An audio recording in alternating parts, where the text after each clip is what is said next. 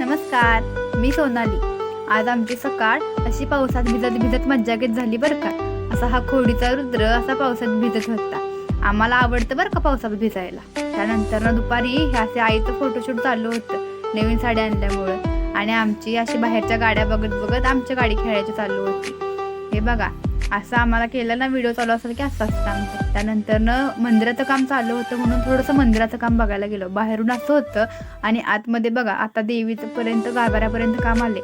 एवढं सुंदर मंदिराचं काम चालू होतं बरं का। थोडा वेळ झाला आणि दादासोबत आम्ही गेलो होतो गावात गेलो आणि कडव्याचा महाराजा पाहायचा होता ना, त्याच्यामुळे हनुमान मंदिरामध्ये गेलो। हे आहे आमचं गावातलं हनुमान मंदिर। दादा वहिनींनी नमस्कार केला आणि त्यानंतर ना आम्ही पाहिला तो आमचा कडव्याचा महाराजा। किती गोड दिसतोय ना।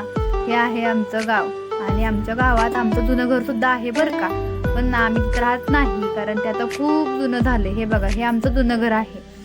त्यानंतर ना आम्ही निघालो होतो घरी, कारण दादाला आणि बारक्याला जायचं होतं सातारला।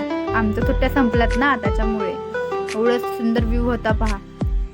असं आवरून ते गाडीवरून निघाले होते सातारला। धन्यवाद।